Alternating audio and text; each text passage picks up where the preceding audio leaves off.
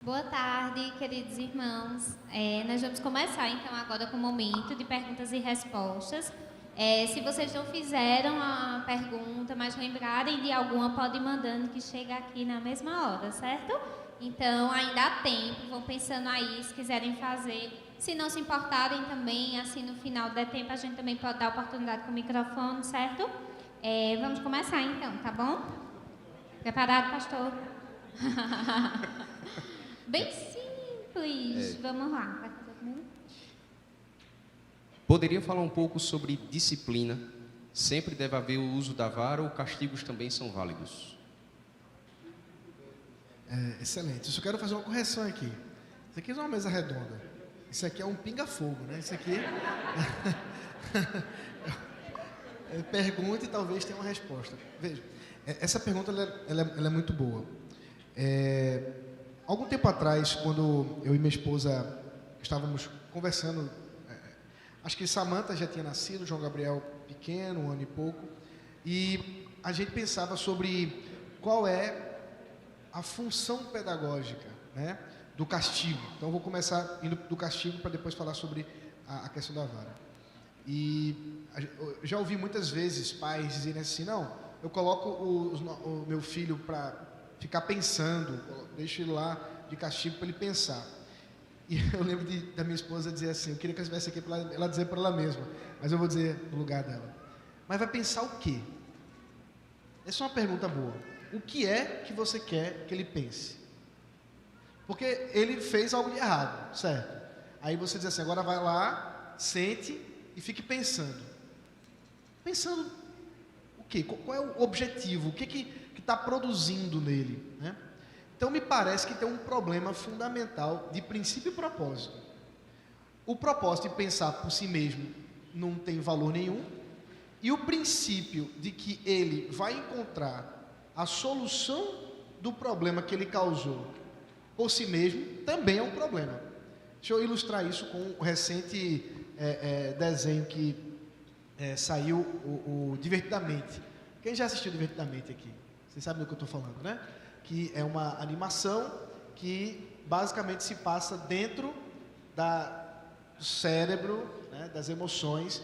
Aqui tem uma visão bem psicologizada e materialista naquele desenho, mas nesse 2, a menina ela está iniciando a adolescência, cheia de problemas, e eu não sei se você percebeu, mas ela resolve o problema dela como?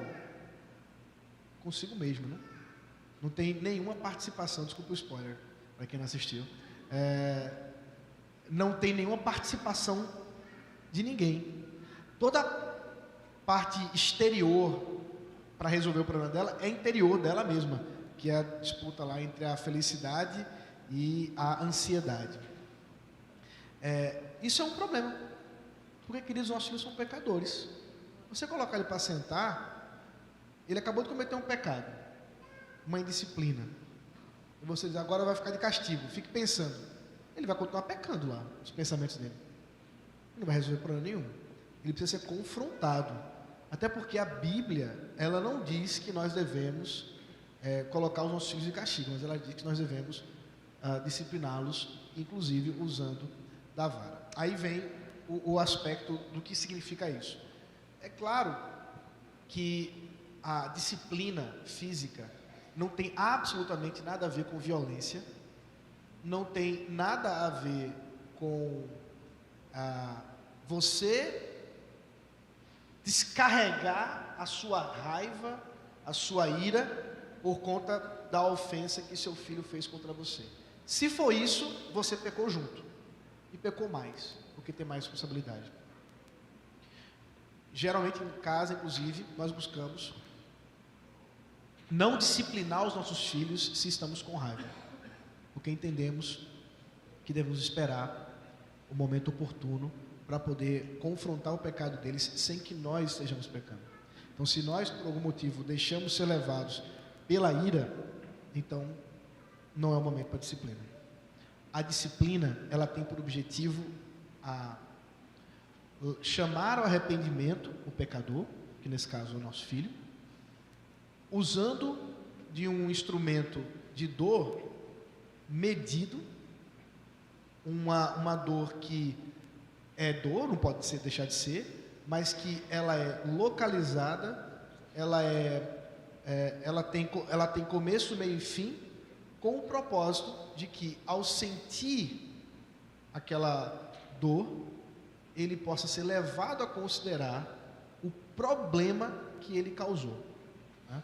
Então, uma das formas mais óbvias de pensar isso são os casos de que os nossos filhos, quando desobedecem, em uma situação de perigo de vida, né? Então, você tem uma criança que quer colocar o dedo na tomada. Hoje é mais difícil colocar o dedo na tomada porque o dedo não cabe, mas se ele colocar um garfo, cabe. Então, imagine que ele tente usar um instrumento para isso. E você diz, não faça isso, ele continua fazendo. O processo de resposta aí, de comportamento, que ele precisa sentir aquela dor medida para não sentir uma maior de morte, é fundamental para a vida dele. O reverendo Vadislau Martins Gomes, que é o pai de Davi, que eu mencionei na palestra, ele conta uma história de quando Davi era pequeno, e ele tem 3 filhos, Davi, Débora e Daniel. E a Débora era um pouquinho menor. E Lau conta que quando eles estavam em casa uma vez, o Davi pequenininho fez assim, papai, posso sair de casa? E o pastor Vadislau falou assim, não. Aí ele fez, vou exemplificar, né? Colocou só o pezinho do lado de fora e tirou. Comum de criança, né? Aquele testezinho dos limites. O pai não teve dúvida, chamou ele e disciplinou. Filho, papai não fala outra vez. Papai fala uma vez só, não é não. E Lau, ele associa essa história com uma que vai acontecer um pouquinho depois, de quando eles estavam vindo da escola, eles tinham uma escola por perto, e ele estava vindo trazendo a irmãzinha na mão, e estavam para atravessar uma rua. E o reverendo Vadislau olhava do lado da janela da casa, enquanto eles vinham, e via um carro. E então o reverendo Vadislau gritou lá da janela, Davi, não! E ele parou. É a associação que o próprio pai faz contando essa história para dizer que esse momento de disciplina foi fundamental para que o não valesse ali e depois. Então, a disciplina física é um instrumento legítimo que Deus nos deu para que nós possamos, de forma comedida, auxiliar os nossos filhos a perceberem o problema do pecado. Mas ela, por si mesma, também não resolve. É tal e qual mandar pensar. Precisa haver um outro passo, que é o da reconciliação, o do perdão. Uma vez que eles tomaram a consequência do pecado, também devem conhecer a consequência da graça e do perdão.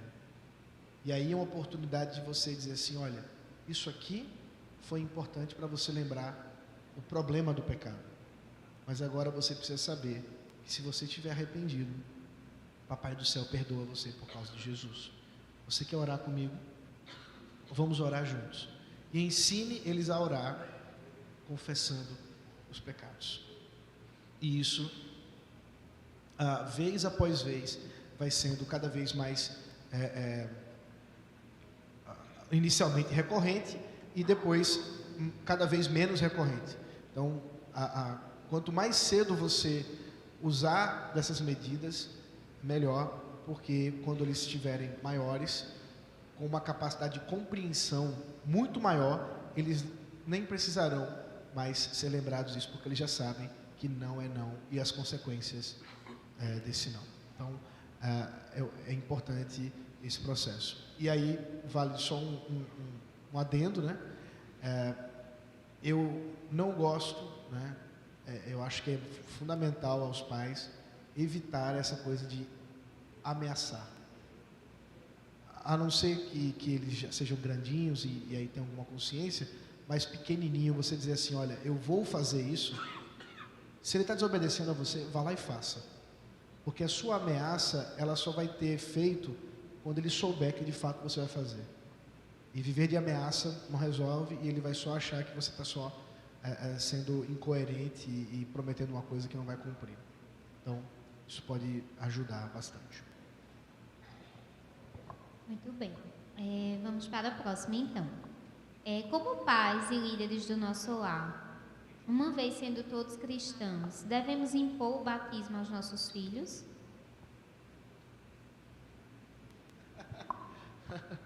Eu tô rindo, porque isso é uma pergunta batista, né?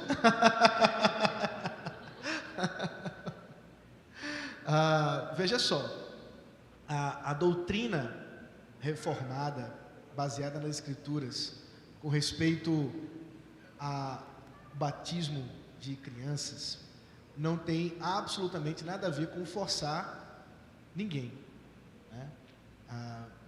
Eu acredito que você não diria o mesmo sobre você fazê-lo comer, né? Você precisa forçá-lo a comer, você precisa forçá-lo a orar, você precisa forçá-lo a ler a Bíblia. Acho que a palavra melhor seria: você tem de ensiná-lo a comer, você tem de ensiná-lo a orar, você tem de ensiná-lo a ler a Bíblia. Como também ele precisa ser ensinado a viver a vida da igreja, a comunidade da aliança. E a comunidade da aliança, ela tem por porta de entrada o batismo. Então, o batismo é o meio com o qual Deus, por meio de Jesus Cristo, nos deu para que nós digamos, né, para que a gente diga ao mundo que este pertence ao Senhor, né? Então, quando os pais levam seus filhos ao batismo, eles estão confiados na promessa de que em Cristo os seus filhos estão ali também presentes, no meio da igreja, no corpo visível de Cristo, em que em idade oportuna eles precisarão professar por si mesmo a fé, mas até que prove-se o contrário, eles são do Senhor e serão tratados como do Senhor.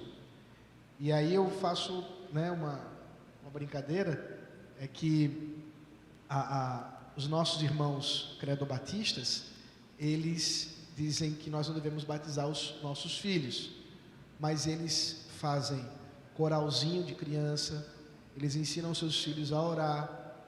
Então, se eles devem esperar o batismo até que tenham, ou melhor, se eles devem esperar a idade oportuna, a idade que com capacidade de professar sua fé, para que sejam batizados, também deveriam esperar esse momento para que fossem ensinados a orar, para que fossem ensinados a cantar, para que pudessem estar presentes no culto, porque tudo isso é uma coisa que está estrita ao povo de Deus. Mas não fazem isso. Por quê? Porque acreditam sim, lá no fundo, que seus filhos pertencem ao pacto, que pertencem ao povo de Deus, e eles estão certos. Só precisam reconhecer o resto. É isso. A respeito de criação de filhos mediante divórcio de pais separados, o que fazer? Isso é bem complexo, porque a pergunta é muito simples para uma resposta muito difícil, porque assim, vai depender de como esse processo aconteceu, vai depender de como esses pais lidam um com o outro, e de como, se eles estão em igreja, tem um monte de detalhes aí, mas sem dúvida alguma, o divórcio, ele é uma tragédia. Divórcio é uma desgraça, meus irmãos. Divórcio é algo odiado por Deus. Deus odeia o divórcio, e não é à toa, portanto, que as consequências do divórcio são tão terríveis. Eu sei que muitos irmãos terminaram sofrendo, eu vou usar essa expressão, o divórcio, para além de suas vontades. Quer dizer, quando casaram, acreditavam estar casando com uma pessoa que posteriormente se mostrou outra, e por questões legítimas, porque a Bíblia prevê razões legítimas, divorciaram. Ainda assim sofrerão as consequências desse pecado.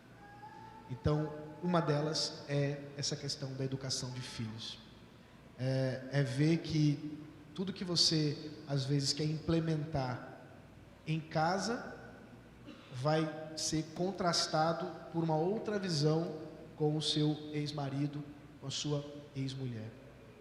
Então, é muito difícil, você vai precisar de mais graça ainda, vai precisar de mais oração nisso, e é claro, a igreja precisa olhar muitas vezes para essas circunstâncias, os pastores, os presbíteros, auxiliarem, especialmente as mulheres, né, por causa da sua fragilidade, em como poder cuidar ali dos seus filhos, diante do desafio agora de educá-los, muitas vezes contra o próprio ex-marido ou contra a ex-mulher, porque estão desenvolvendo ideias que são exatamente contrárias à palavra de Deus. Então, é um desafio muito grande. Mas é isso, assim, a gente precisa continuar entendendo que é uma batalha. Todos nós aqui, eu imagino, temos pessoas na família que não são crentes. Eu tenho uma família que tem pessoas que são crentes, pessoas que não são crentes. Até os crentes são mais ou menos, né? Mas assim, tanto eu quanto o Hendrika, a gente tomou uma posição um tanto quanto radical de limitar muito a convivência dos nossos filhos com uma parte da nossa família, tanto da dela quanto da minha. E tem um motivo para isso, porque a gente entendia que a influência que muitas vezes era exercida neles era contrária àquilo que a gente estava trabalhando em casa.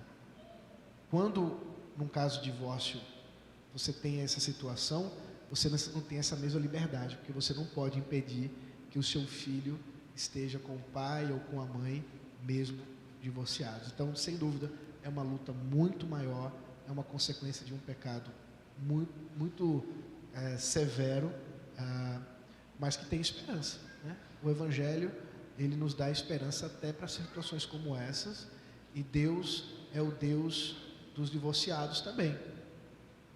E Deus pode sim atuar nisso, você pode trabalhar nisso, sem conduzir seu filho para nenhum tipo de alienação parental, mas reconhecendo a verdade de Deus, mesmo nas tolices, né, dos pensamentos do seu ex-marido, da sua ex-mulher. Oi. Essa pergunta agora, o senhor já até falou um pouquinho aí, mas eu não sei se o senhor tem mais algo a dizer. Como criar e educar um filho onde seus parentes não são crentes, avós, tios, etc., sem se afastar deles e sem deixar que os filhos se contaminem com os maus costumes? Pois é um desafio bem grande, especialmente quando você, às vezes, é a única pessoa crente da família, né? E aí você vai precisar limitar, vai precisar trabalhar com o seu filho. Às vezes ele muito pequeno não vai ter condições de entender. Quanto maior, melhor nesse sentido, mais fácil, porque você pode, às vezes, no carro, indo para visitar o vovô, a vovó, e já ir trabalhando. Olha, lembre-se que algumas coisas que o vovô faz, vocês estão vendo lá que ele fica bebendo, exagera na bebida lá, vendo o jogo, fala umas palavras que são feias, aquelas palavras não devem ser replicadas, você não deve dizer aquilo. Agora, quando eles são muito pequenos, isso é mais difícil. A minha sugestão é que você vai ter duas opções nesse caso. Você vai precisar limitar muito a presença da sua família na educação dos seus filhos, ou também você precisa conversar com eles, né? Então, por exemplo, o caso dos seus pais. Lá na escola, vez ou outra, a gente tem alguns problemas com meninos que tiveram acesso a certas coisas porque a vovó dava o celular que os pais proibiam, mas a vovó dava. E aí a gente vai lá e diz, olha, a gente soube, ele falou que a vovó, às tardes, porque ela que fica com o seu filho, está dando o celular para ele ficar vendo vídeos no YouTube. Eu vou falar com minha mãe. Veja, é a vida do seu filho, é a mente do seu filho que está sendo invadida por um monte de lixo, porque a sua mãe, o seu pai, não tem essa mesma consciência que você, e às vezes, infelizmente, são crentes. Os avós até são crentes, mas não percebem o perigo que estão permitindo os seus netos, até por causa talvez do abismo tecnológico. Eles não têm ideia do que eles estão vendo, não entendem isso aí e não percebem essas problemáticas. Então, várias vezes nós lidamos com meninos que disseram que aprenderam linguagem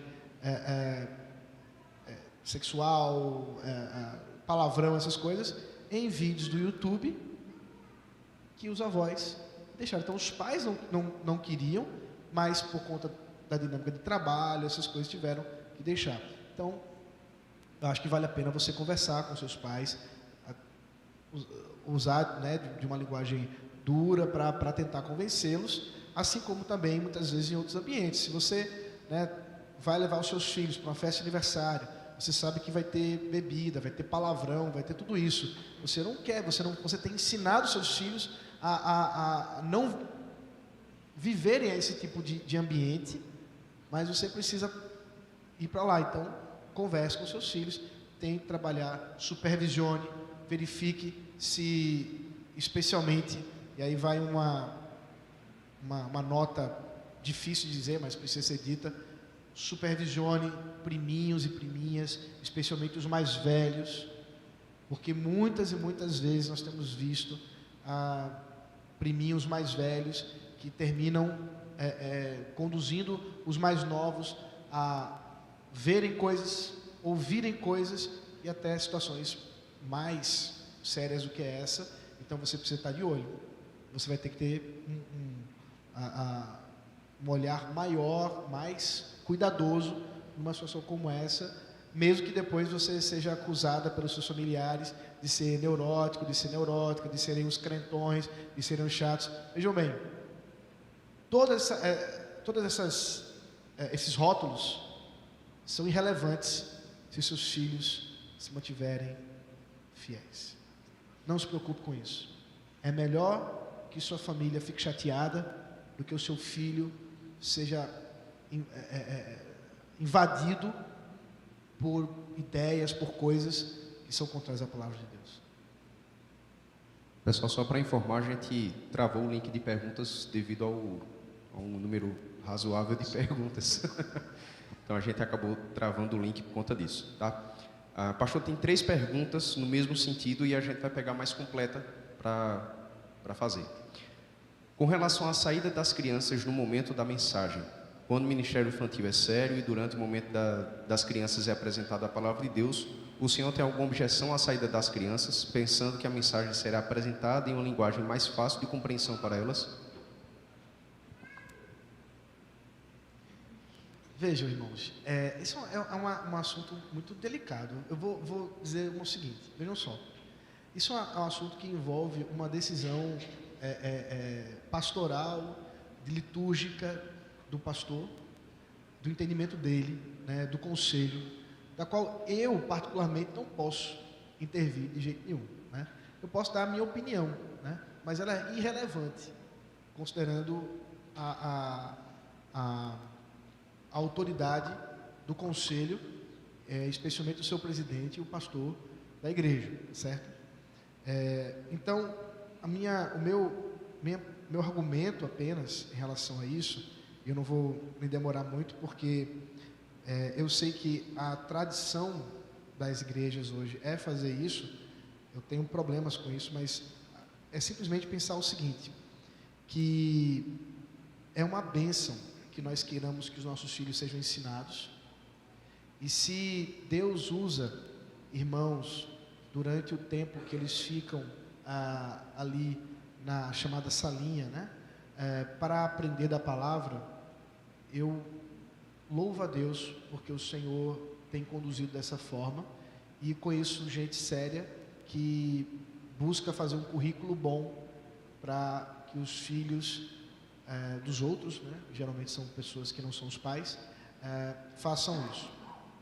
Então, eu quero dizer, em primeiro lugar, isso, que de modo nenhum eu acredito que as crianças estarão sendo conduzidas para o engano, o inferno, coisa do tipo, porque elas estão sendo tiradas desse momento da pregação, exatamente porque estarão ouvindo da palavra por um irmão ou irmã ali durante o culto, usando recursos, sejam eles quais forem.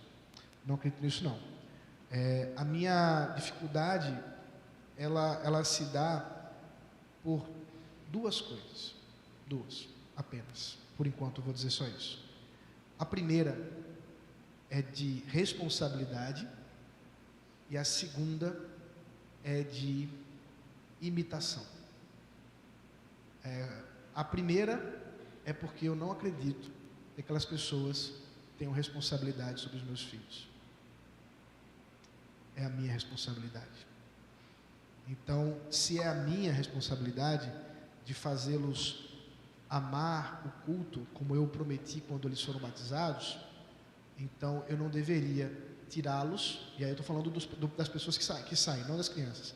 Eu não deveria tirar esses irmãos e irmãs que saem do culto para que elas sirvam a uma coisa que é minha responsabilidade. Porque a gente fala muito das crianças que saem, mas junto com elas saem os adultos também, né? Então, a primeira coisa é essa. A segunda coisa é aquilo que eu acredito ser de ordem da imitação. Especialmente as crianças menores, aquelas que de 0 a 6 anos, 7 anos, eu diria até 6 anos mesmo, elas aprendem muito vendo e muito menos ouvindo.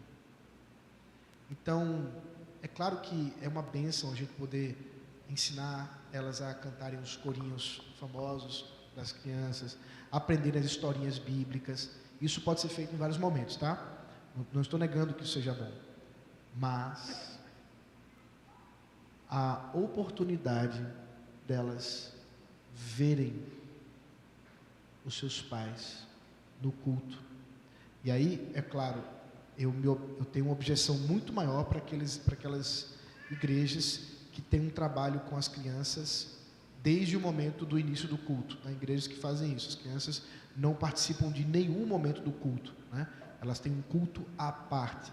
Eu tenho aí uma dificuldade um pouco maior. Me lembro, alguns anos atrás, numa igreja batista, que Hendrika foi falar para as mulheres, e enquanto ela falava, o pastor chegou para mim e fez...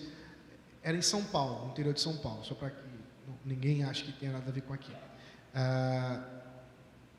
Pastor, deixa eu te apresentar aqui a igreja. Eu fui com ele conhecer as dependências estruturais da igreja.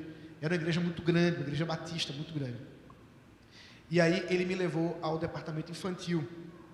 Era um negócio enorme, com brinquedos. Aí ele tinha uma bancadinha. Ele disse: aqui é onde os pais deixam, no início do culto, os seus filhos, pegam um token, um tokenzinho, né, que chama aquele negócio aqui, caso precise, vai vibrar, e você leva para o culto dos adultos, as crianças já ficam aqui.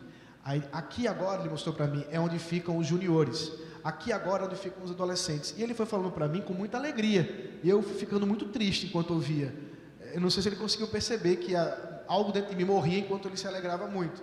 Porque eu estava percebendo que não havia culto na igreja. Havia uma separação, uma segregação enorme entre grupos. E a igreja nunca era reunida. Eles não tinham nenhuma reunião onde a igreja estava reunida. Porque a igreja, eu entendo, é das crianças aos idosos. Então, aí na parte adolescente era um negócio, parede preta, tinha uma banda, tinha tudo, era um negócio maravilhoso ali. Tinha jogo, tinha um totozinho, tinha um monte de coisa lá. As crianças, sem dúvida, elas deveriam amar. Eu só fico me perguntando, quando elas tinham que sair, todo esse momento lúdico, e tinham que enfrentar a chatice do culto normal. O que acontecia com elas? Bom, eu tenho recebido pessoas, pais, que têm me relatado o que tem acontecido. Muitos adolescentes, quando chegam na idade de não mais participarem desses momentos fora, eles dizem assim: não quero mais ir, é chato, não quero mais ficar, é chato. Inquietos, não conseguem ouvir um sermão, porque não foram habituados a isso. E o hábito não começa muito cedo, meus irmãos. Então, por responsabilidade e imitação, eu tenho algumas dificuldades com esse tipo de separação, entendendo todo o amor e todo o carinho que irmãos têm depositado na educação dos filhos, né, da aliança, nesse processo. E as motivações. Eu vou citar polemicamente o meu sogro, porque se vocês querem alguém para estar a favor da separação das crianças, meu sogro é uma das pessoas que defendem isso. Então, ele já falou isso. Quem não souber, o sogro dele é o pastor Augusto Nicodemos, tá? Isso. E ele já falou isso publicamente muitas vezes, então você tem vídeos dele defendendo isso. Em casa, quando a gente briga sobre isso, geralmente sai algum tipo de briga bem feia. Não, brincadeira, não faz não. Mas assim, é um assunto que é delicado, porque inclusive hoje ele está numa igreja que as crianças não saem, lá nos Estados Unidos. E só que ele conta uma história trágica dele, pregando um sermão que ele diz ter sido um dos sermões melhores que ele já pregou, e que nem a gravação funcionou, porque tinha uma criança que chorava aos berros, e os pais não tiraram esse filho, enquanto estavam ali no salão do culto, impedindo as pessoas de entenderem o que estava sendo pregado e até a gravação de servir para alguma coisa. Ele conta essa história. Bom, então tem o outro lado da história também, né? A gente precisa entender que os pais precisam se responsabilizar. Isso envolve sim uma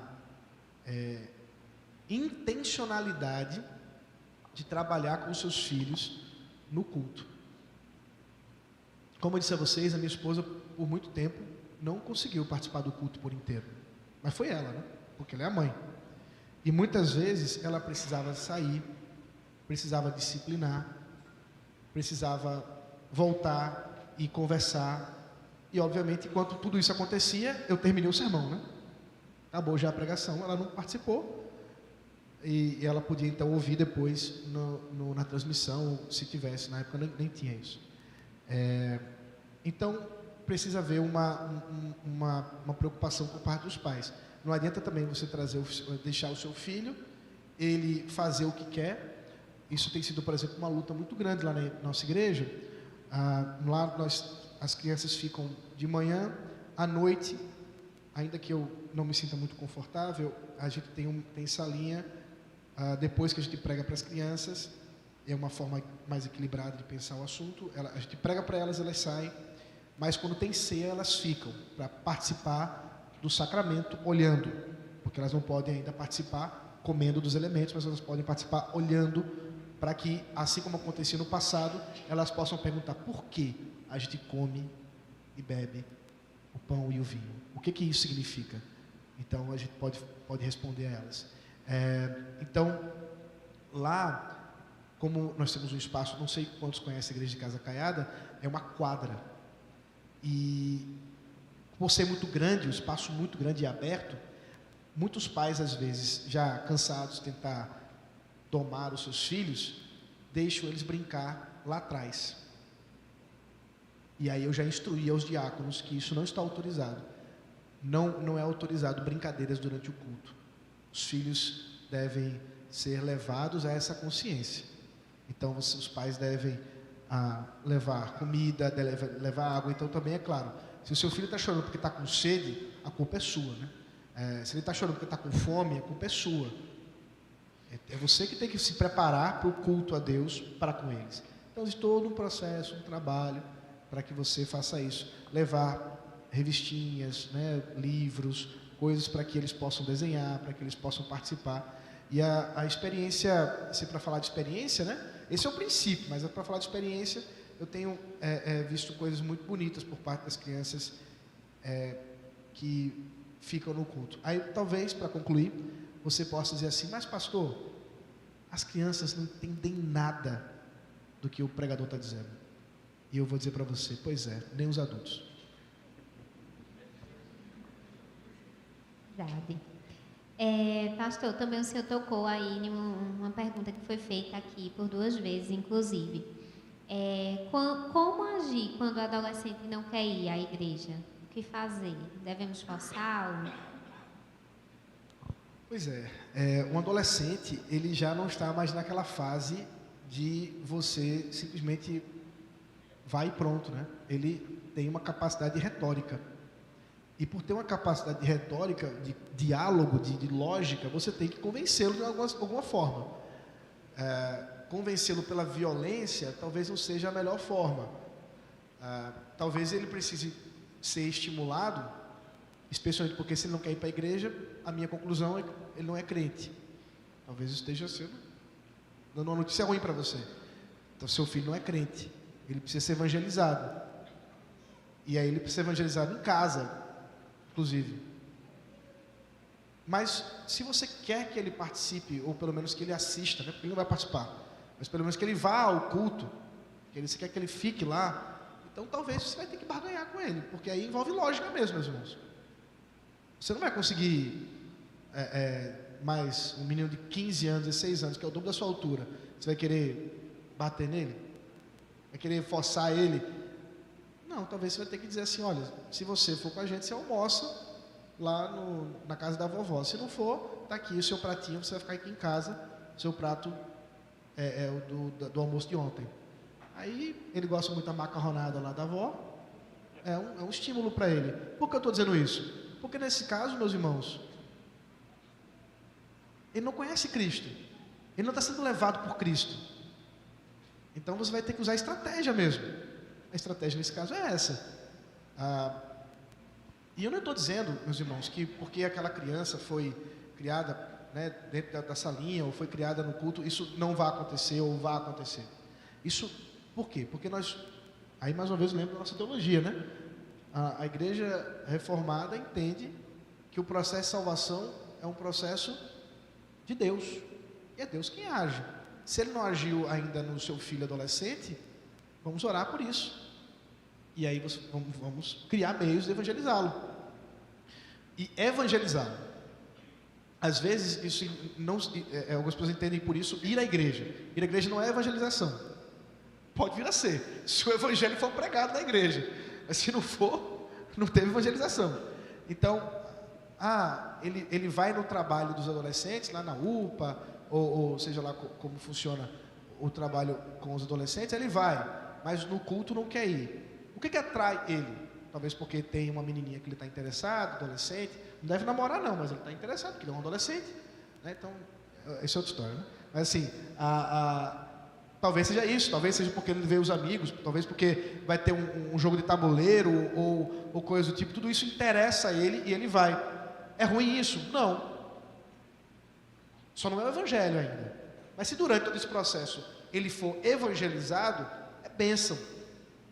Agora no culto não vai ter isso. Então talvez você vai ter que negociar com ele sim. Ele tem já uma idade qual você vai ter que ceder. Agora eu acho que o ideal não seria você ceder entregando os pontos. Talvez você vai ter que usar alguma linguagem. E eu não sei se a melhor linguagem é dizer assim, enquanto você estiver debaixo do meu teto, você vai fazer conforme eu quero. Ainda que ela seja legítima, é verdade isso, tá? É verdade mesmo. Mas nessa fase, talvez você precisasse ser um pouco mais criativo, especialmente para uma coisa que você deveria achar que ele tem que gostar, né? Porque você pode falar o mesmo para comer salada, mas ele gostar ou não de comer salada e comer é bênção, mas gostar ou não de virar o culto, aí eu já não sei se é o que você quer mesmo para ele. Então, não sei se ajudei, eu atrapalhei mais, mas é difícil. Eu estou experiencialmente ainda entrando com meu filho na adolescência, orando a Deus para que ele não seja, né, levado por esse tipo de pensamento, mas por hora tem sido o oposto, né? Graças a Deus eles têm desejado muito e a comunhão do povo de Deus, mas são desafios, e é lembrar isso mesmo.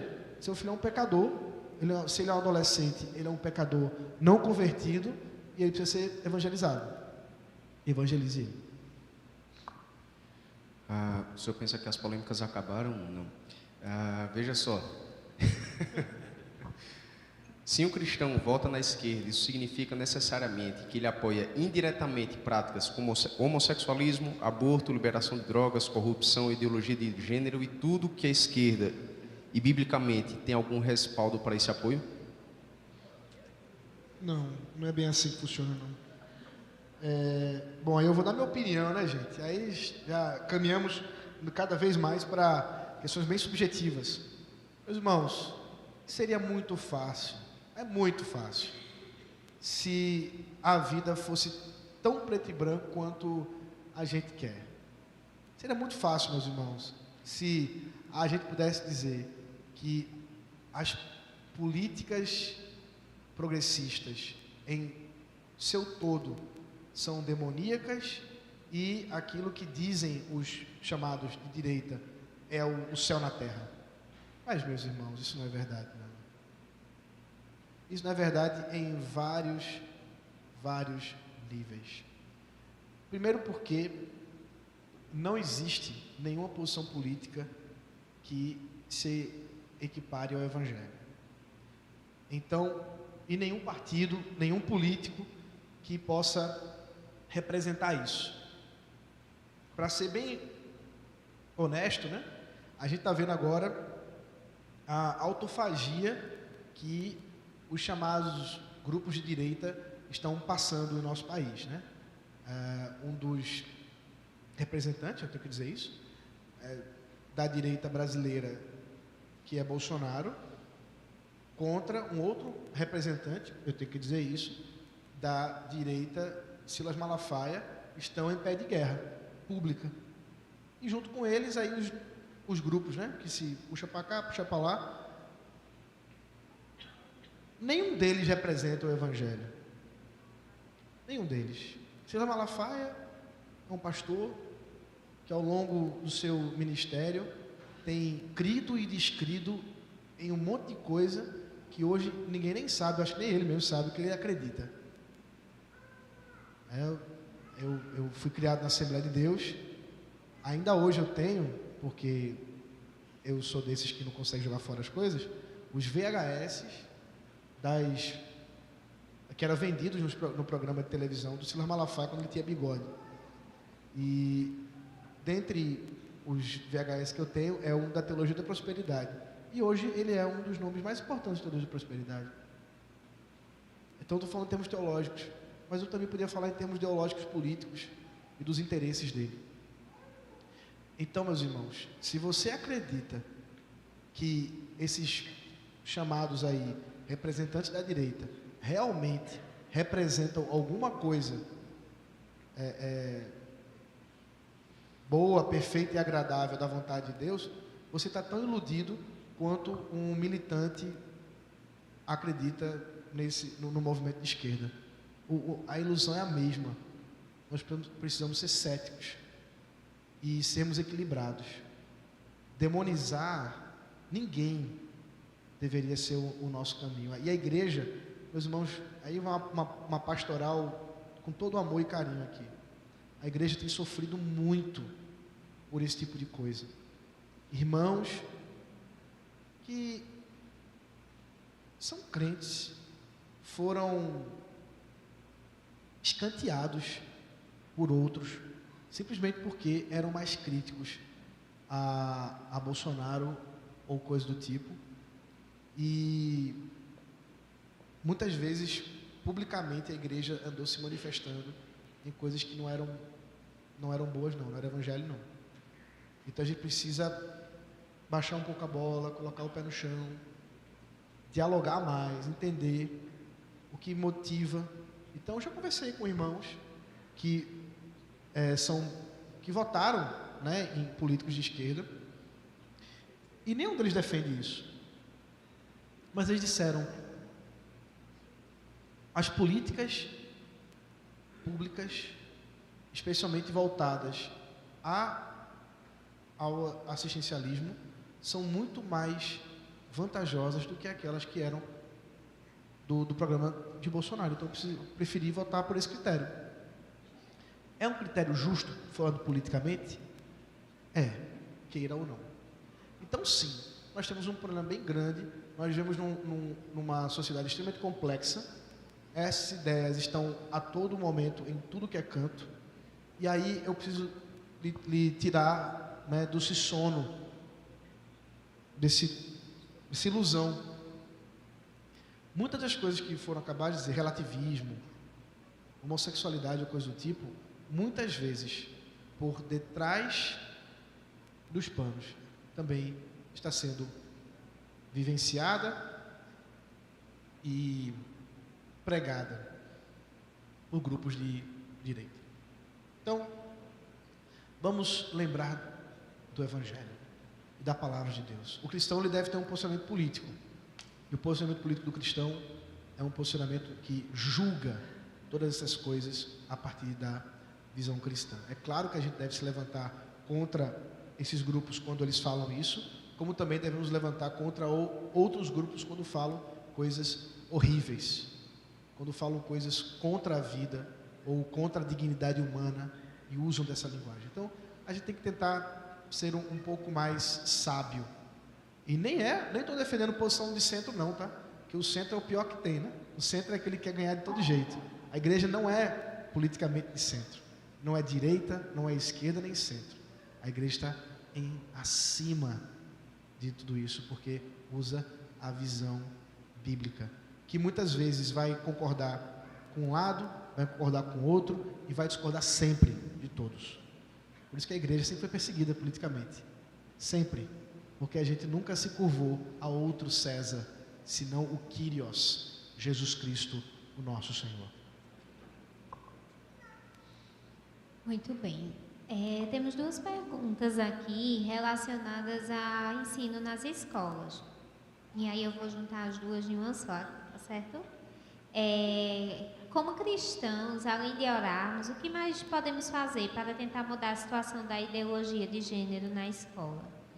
E a outra é, qual a melhor forma de confrontar o ensino equivocado da escola não confessional sobre a criação do mundo, Big Bang versus Deus? Bom, a segunda pergunta é uma escola que não é confessional, porque ela não é confessional em termos de uma confissão religiosa, mas ela é confessional porque ela confessa um princípio, um pressuposto naturalista. Então ela é confessional, né? Mas sim, eu acredito que é muito difícil, nesse caso, você querer mudar isso. Aí você tem duas opções: você vai procurar uma escola confessional, ou você vai ter que procurar educar seu filho em casa. Mas você querer mudar os princípios naturalistas que guiam a educação de uma escola secular, só, assim, indo lá conversar com a coordenação, nenhuma chance. Agora, você pode fazer isso em casa. Se essa é a sua condição, seu filho está ouvindo isso aí. Aí, em casa, você vai lá e revisa com ele. Você vai ter o trabalho em dobro, né?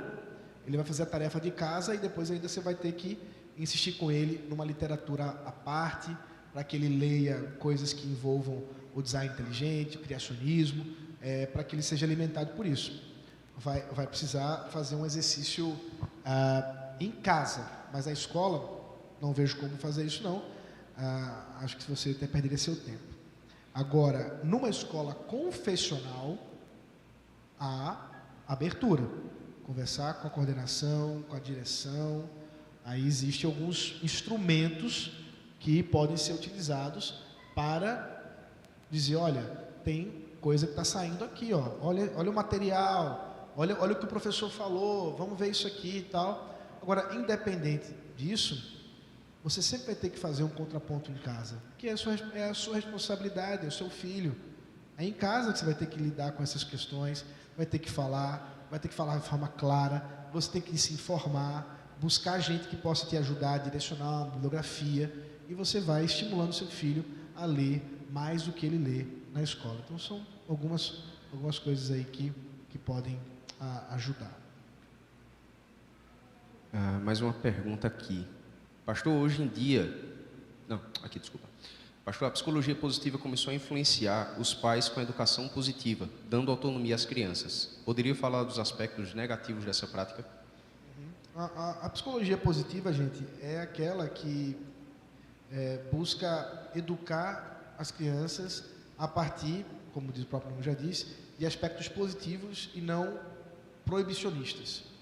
Então, é você tentar, né, direcionar ou manipular a criança, sem necessariamente dizer ou proibir ela, ou dizer não, ou proibi-la de alguma forma. Ela é uma psicologia bastante humanista, porque ela nesse caso, ela vê o homem como inatamente, né, de forma básica, ao nascer bom, e ele vai se corromper posteriormente. Então, se a criança ela é boa, naturalmente, então é só eu buscar o que há de bom nela e enfatizar a coisa boa e não enfatizar a coisa ruim. E ela, por si mesma, vai tomando a posição.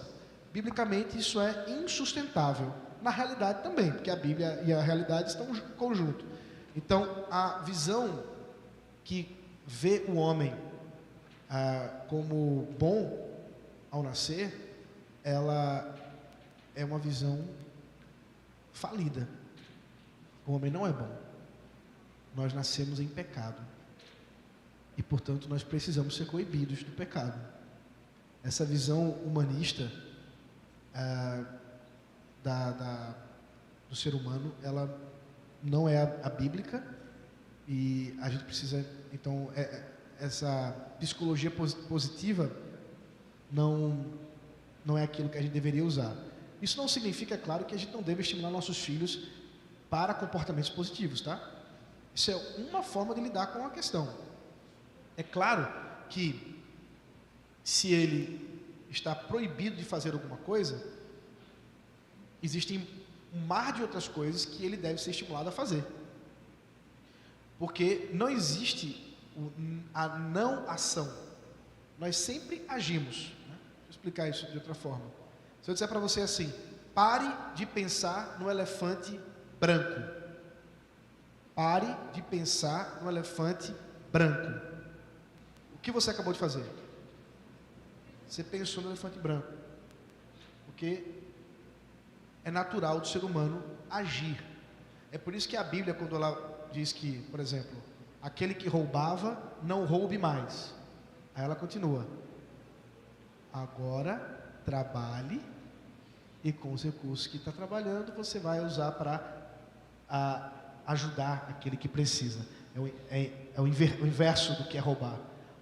O não roubar não é simplesmente não fazer alguma coisa. É fazer alguma coisa em prol da propriedade do outro. Não matar a mesma coisa.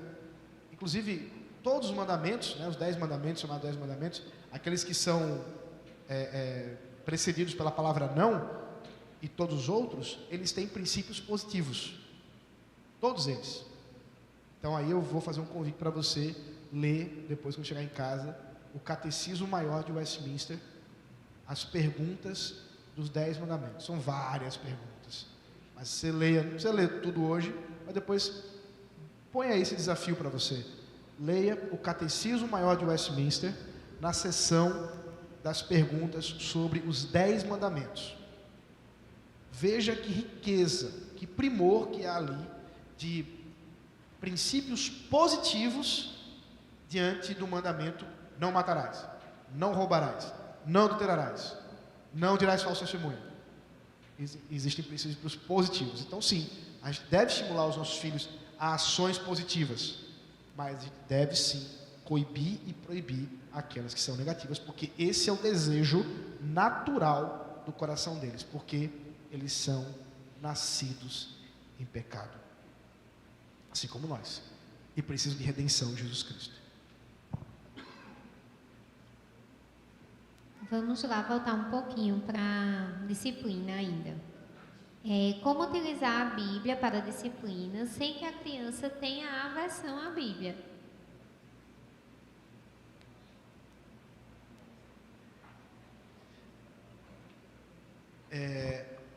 Se a Bíblia só vai ser usada quando você for disciplinar, se você só recorre a ler a Bíblia quando você for disciplinar de fato, isso é um problema. Mas se a Bíblia é usada quando você come com eles, quando comemora aniversário, quando vai dormir, quando acorda, quando está indo para a escola, quando está de férias, quando está na igreja, quando não está na igreja, quando está vendo TV, quando está jogando. Se a Bíblia está presente em todos os momentos da vida, o fato de ela estar presente na disciplina não vai causar qualquer diferença. Então, o problema é qual é a participação das Escrituras na vida da sua família. Então, de fato, se a Bíblia é um livro na sua casa, fechadinho, e que é recorrido, né, você recorre a ele quando seus filhos pecam, somente para isso, então você vai ter um problema, porque você está usando a Bíblia de forma legítima e deixando de usar centenas de outras vezes de forma legítima. E é claro que naturalmente o seu filho vai perceber que esse livro só serve para fustigar, só serve para bater. E a Bíblia não é um instrumento de tortura. A Bíblia não é um instrumento apenas de disciplina. Então, a forma para resolver isso é ter a Bíblia em vários outros momentos. Eu não estou dizendo que você vai ter que ler a Bíblia a 24 horas por dia. Estou dizendo que os princípios bíblicos, recorrer à Bíblia, usá-la como referência em situações... vou dar um exemplo. Há uns anos atrás, eu estava assistindo um desenho com meus filhos, Moana, o nome do desenho. A gente estava no cinema, inclusive. E eu me lembro que, voltando do cinema, a minha filha, Samantha, era bem pequenininha. Ela devia ter uns 3 anos. E ela disse assim: papai, o Maui disse que ele é o criador da terra. Mas o Maui não é o criador da terra. Deus é o criador da terra. Ela tinha ouvido, faz parte da música que ele canta, né? Que ele é o criador das coisas. E aí a gente pôde ter uma conversa bem longa, voltando do cinema para casa, de Deus como criador de todas as coisas, e do problema de que outras visões de mundo atribuem a criação de Deus, ou melhor, a criação a outros deuses. E foi uma conversa super rica, por causa do desenho. Então, isso são coisas que precisam estar presentes no dia a dia, né? Ler a Bíblia para o culto doméstico, ler a Bíblia individualmente, eles devem ser estimulados a ler a Bíblia para isso, com alegria, claro, mas com obrigação também. É importante você ler a Bíblia assim como é importante comer e etc. Então, assim, quanto mais a Bíblia estiver presente, menos será estranho que ela seja usada na disciplina também. É isso. Mais 2 perguntas aqui que elas têm uma certa relação, então vou uni-las. Quais os desafios enfrentados para educar os filhos nos tempos de internet? E a internet caiu, que triste. Justo na hora que eu estava fazendo a pergunta. Foi a internet se revoltando contra a revolta porque das máquinas. A inteligência artificial está pegando pesado. Vou tentar abrir aqui. Mas era mais ou menos nesse sentido a pergunta, né? Os desafios enfrentados de se educar um filho, né, com a influência da internet, e também a questão de existir muitos adolescentes com depressão, com problemas psicológicos, que se automutilam, ansiosos, e como lidar, né, com isso tudo. É bastante coisa aí. São 2 perguntas, na verdade, né? Eu vou para a primeira primeiro. A gente tem tido um problema bem grande com relação ao uso de telas por parte das crianças e adolescentes. A ponto, inclusive, de neurologistas seculares serem cada vez mais taxativos de que o uso de tela por parte de crianças e adolescentes deveria ser 0. Tem um livro, que eu não vou lembrar agora o nome, acho que é Fábrica de Cretinos. É isso? A Fábrica de Cretinos Digitais, Cretinos Digitais, que é um livro escrito por um neurologista francês, não é isso? Acho que é francês, que fez uma pesquisa bem interessante sobre a geração atual das crianças e adolescentes, de que pela primeira vez na história, pelo menos como ele diz, os filhos são inferiores intelectualmente aos pais. E aí ele atribui dos elementos principais desse problema o uso das telas, né, o uso digital. Existem várias consequências disso, desde motoras, né, até as questões de fato cognitivas. Há um tempo atrás eu tive a oportunidade de fazer uma live com uma amiga minha que é médica neurologista, a Cláudia Campos, que é filha do Dr. Heber Campos, e ela falou bastante sobre as questões neurológicas que influenciam o uso contínuo da tela no cérebro de uma criança ou adolescente que está em formação. Um dado, inclusive, que ela trouxe é que a formação do cérebro, a maturidade do cérebro só vai chegar aos 21 anos. Até ali ainda há um processo de maturidade, de construção, e que pode ser realmente danificado por conta do uso das telas. E aí telas, gente, é tudo que você está imaginando aí. É TV, séries, YouTube, Instagram, o que for que você estiver pensando. Eu não estou falando nem do conteúdo ainda.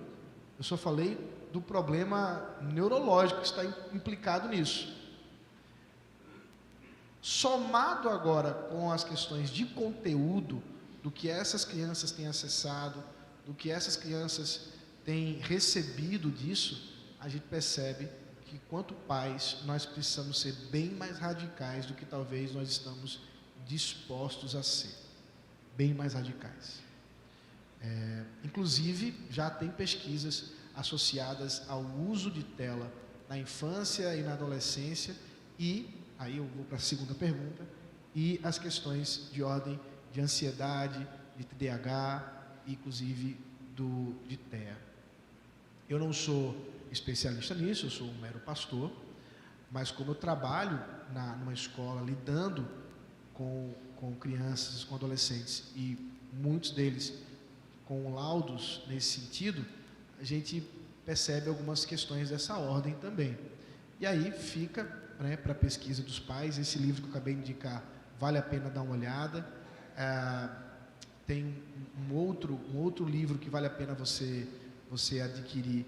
Tudo são livros mais de ordem científica, tá? Geração Dopamina. Dá uma olhadinha nesse livro também. Geração Dopamina e esse Fábrica de Cretinos Digitais. Os dois são escritos por neurologistas, trabalhando sobre problemas atuais das nossas gerações.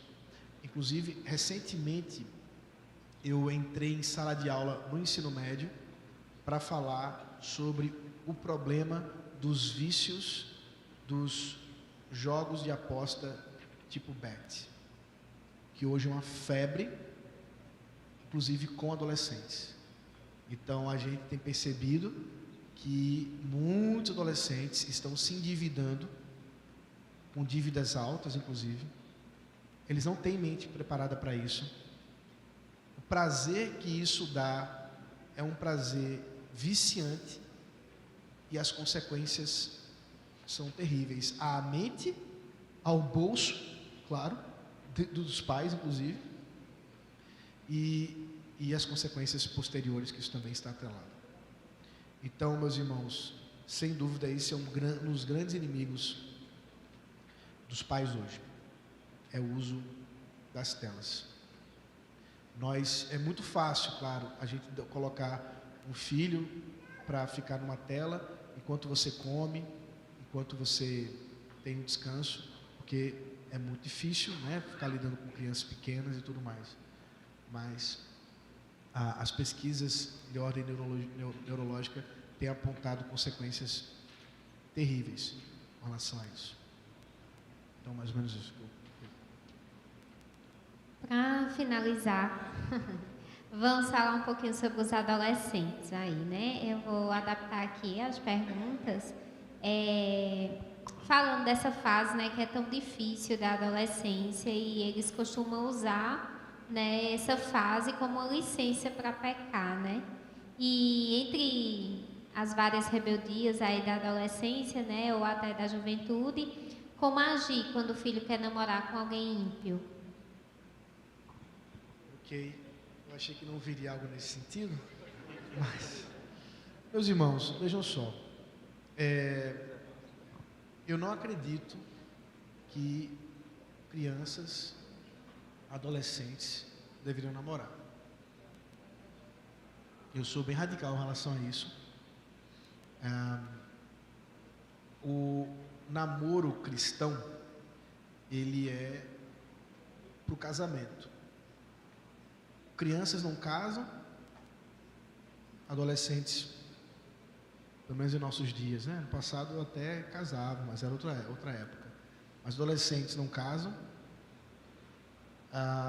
então por que namorariam? Então a questão nem é se está namorando com crente ou não é crente, que isso seria algo a mais. Não deveriam namorar com ímpio nunca, né? Em nenhuma época da vida. Mas adolescentes namorarem,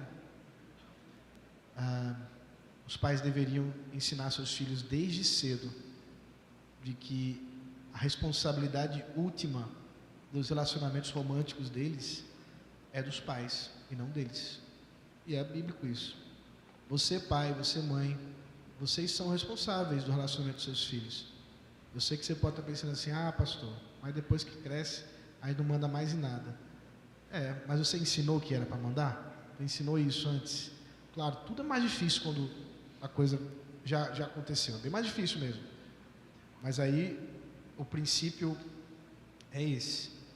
Pastor, mas o proibido é mais gostoso. Deve ser. Mas assim mesmo, a Bíblia não nos deixa margem para a gente achar bonito, para você estimular o seu filho ou sua filha a ter um relacionamento romântico sendo um adolescente, independente do tipo de envolvimento físico, que nem falei sobre isso, né?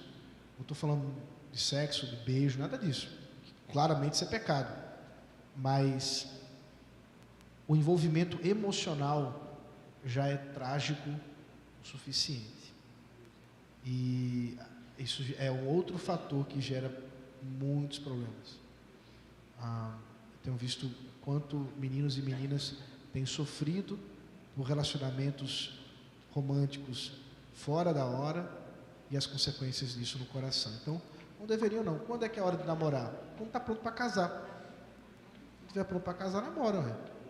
Até lá, guarda no Senhor, ora, se prepara, jejua, pede ao Senhor discernimento. E os pais deveriam estar bem mais presentes nisso. Então, eu tenho uma palestra no YouTube de mais de 1 hora falando sobre namoro. Você bota meu nome lá, Ronaldo Vasconcelos, namoro, compra pipoca e assiste lá eu falando sobre esse assunto. É um assunto delicado mesmo, especialmente porque é contra a cultura e geralmente está ligado aquelas coisas que as pessoas vão dizer, mas pastor, isso aí não funciona. E aí eu vou dizer a você, não funciona se você não trabalhar isso o mais cedo possível.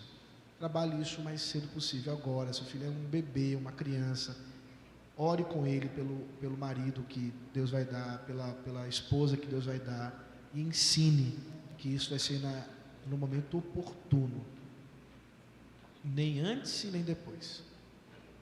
É isso. Encerramos com as perguntas.